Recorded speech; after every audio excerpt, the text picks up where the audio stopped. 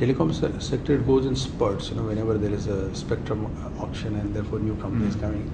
And the companies which help the telecom sector, particularly those which are in the tower business. So that is where most of the money is going in as of now. Then in the next 5 years, a minimum of $500 billion is required for infrastructure investment in India. And it's a minimum. There are estimates which will actually double it to $1 trillion or even more than $1 trillion. If you were to go based on what has happened in the last 5 or 6 years, it seems possible that this will happen in the next 5 or 6 years, what we're talking about.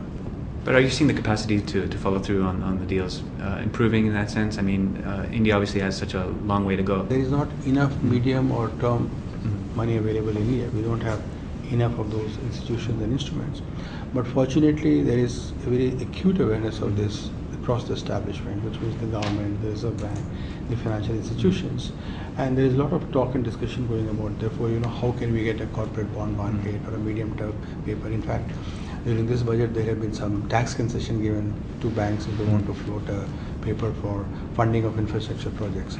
So that is one of the constraints that may emerge if a large amount of funding is required, and already some measures to meet that are underway. Okay, I wanted to get into another area. I think, of course, there's the agricultural sector, which is, I think, represents the largest number of the population in India. There's been the program of the loan forgiveness within the agriculture sector. How is this impacting you? Of course, you'd be impacted more than anyone else. And where do you see that going in that sense? Well, at the moment, if the impact, if at all, has been good, in the sense that the loan forgiveness which was there, many of those loans would have turned NPAs, but for the government stepping in, and the banks would have had to write off. So in that sense, I think for the banking system, it has been good. It has been good for those borrowers. I'm sure you know that across the world, definitely in India, some kind of loan write-offs or forgiveness is given to various groups of borrowers, large industries, small industries, retail sector, etc. It is just that in this particular instance, it was given to the agriculture borrowers.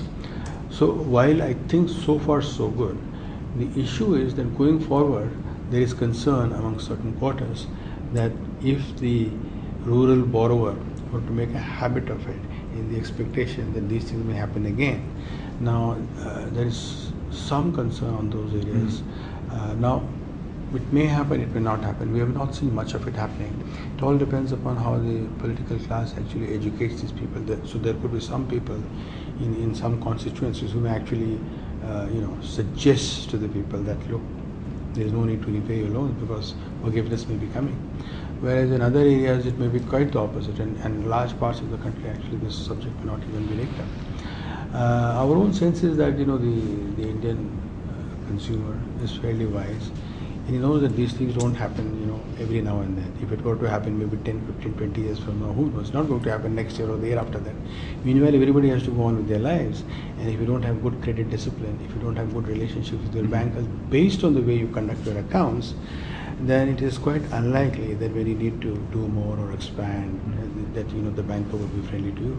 So while those concerns are there, I think it's not going to really hurt this. But do you see, you spoke a little bit about capabilities just now within the Indian population. I'd like to shift maybe to capabilities within State Bank of India. Of course, you described that you're a universal bank and you're in all these areas, but I think in some sense we do see you as being very keen to develop joint ventures with other partners, usually, I guess, foreign partners. We spoke recently to the chairman of ICBC, in some ways a similar individual to yourself running a similar institution, but his philosophy is to only do a joint venture when the regulators disallow him from doing it on his own, when he really has to. You, however, I guess, are very sort of keen to approach joint ventures. Could you maybe describe your philosophy there and why State Bank of India has followed that route? What regulator does not permit, we have to go outside in any case. The skills that we do not have, we are quite open to doing it both inside the bank, if that is possible, or outside the bank, if that is better. And usually it's a matter of discussion and negotiation on what route therefore we take. I understand that one of your joint ventures, the joint venture with GE Money for the credit card, has run into some problems. That I think there's been a shift in the management, that you've come in and taken some of the management roles. What was happening there? Credit card industry worldwide has had some kind of issues, and within India also, all the companies that were offering credit cards, they ran into some difficulties because of the economic cycle, including our own credit card company. What has happened is that in India, we are the only bank who have a joint venture in credit cards, which sits outside the bank. All other credit card providers, they are part of the bank. So in our case, what is happening, it appears starkly so because it's an independent company, it's an incorporated company.